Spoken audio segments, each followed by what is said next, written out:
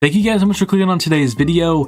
Today we're going to be talking about Trey Lance and his huge opportunity to have success right away with the 49ers and what it means for the 49ers this season and long term, and if Trey Lance can make him into a playoff contender or even get him to the Super Bowl like they were a couple years ago. Before we hop into the content of today's video, if you guys are new to the channel, be sure to subscribe and drop a like on the video if you guys do enjoy it. We're on the road to 800 subscribers. I think we're around 23 away, so if you guys are new to the channel, be sure to subscribe. And with all that being said, let's hop into the video about Trey Lance and the 49ers selection with the third pick in the draft. One of the most highly anticipated picks that we've seen in the last few years was the 49ers selection in the 2021 NFL Draft. There was tons of names that were being thrown out for the 49ers at the number 3 spot. We heard Mac Jones, we heard of course Trey Lance, and Justin Fields at one point. And leading up to the draft a couple days before it, it was reported that the 49ers will decide on draft day between Mac Jones and Trey Lance, and we all know how the story ended. They ended up selecting Trey Lance. When he was interviewed after being selected, he said he had no clue he was being the pick until they actually called him. And usually when you're one of the first few picks in the draft, you kind of have a good idea on who's going to take you. But due to the secrecy of the pick, the 49ers did not tell either quarterback that they were going to be the selection until they actually made the call. And I think that was pretty cool because Trey Lance had a great moment. And you saw his raw emotion and shock of actually being the third pick in the draft. Trey Lance as a prospect is one of the most interesting players in the entire class.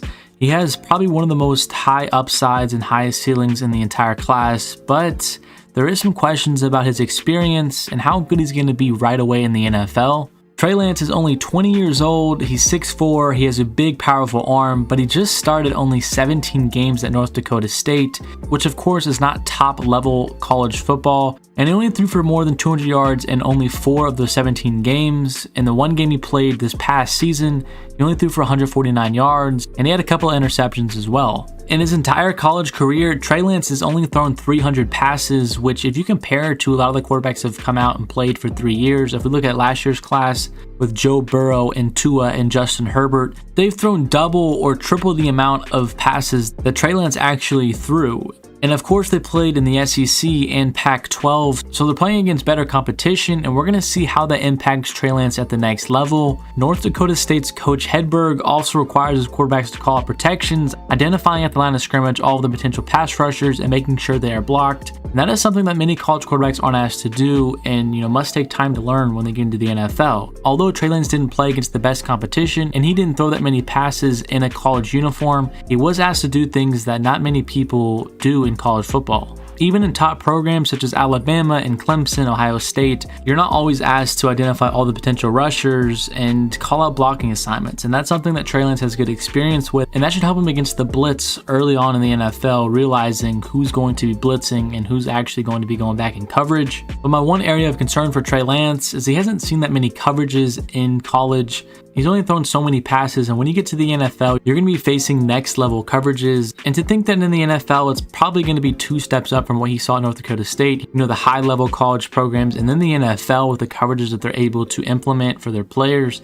It's going to take some adjusting for him to learn, and I wouldn't be surprised if he's kind of confused early on and has to take some growing pains to figure out where to go with the ball and the open spots in the defense. 49ers rookie minicamp started last week, and Trey Lance impressed. He went 20 of 24 and 3 competitive 7-on-7 sessions, and they actually hit his first 12 passes.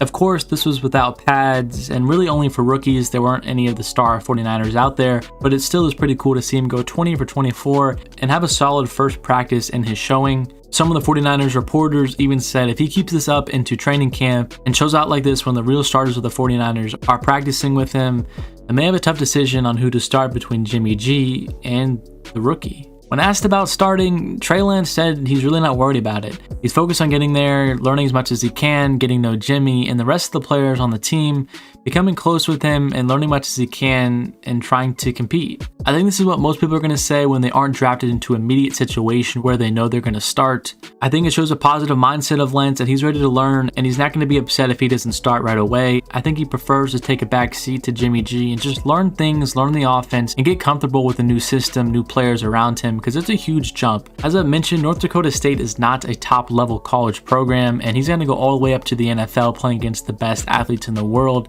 It's a huge jump up for him in skill level and expectations, and I think it could be important for his growth if he takes a step back and kind of sits on the sidelines and learns first before being thrown into the fire right away. And I think that's exactly what the 49ers have in place. Jimmy G has kind of dealt with a lot of injuries the past couple of years, and maybe he's going to start the season, play a few games, and if he sustains another injury, then they're going to implement Trey Lance, and they're not going to look back from there. Many of the rookie quarterbacks drafted in the past few years have sat and not started it right away. If we look back to last year, Justin Herbert didn't start on week 1, and he wasn't going to start until Tyrod Taylor got hurt. And of course, Tua Tagovailoa, he did not start right away. He sat behind Fitzpatrick for a few games. And even one of the best quarterbacks in the league, Patrick Mahomes, he sat out for a year and let Alex Smith have the reins for that final season. And I think that's something that's really important for young quarterbacks. Many players that are drafted early don't really have the chance to get adjusted, such as Trevor Lawrence or even Joe Burrow last year. They have to be ready to start week 1 and have all the expectations in the world to start and be a great quarterback from the beginning. I think this time here is going to be really important for Trey Lance because he's going to be able to learn the offense. And let me tell you, I don't think Kyle Shanahan's offense is going to be very easy to learn. And I think once he learns it, the 49ers will not hesitate to put him into the lineup and let their young quarterback get to work.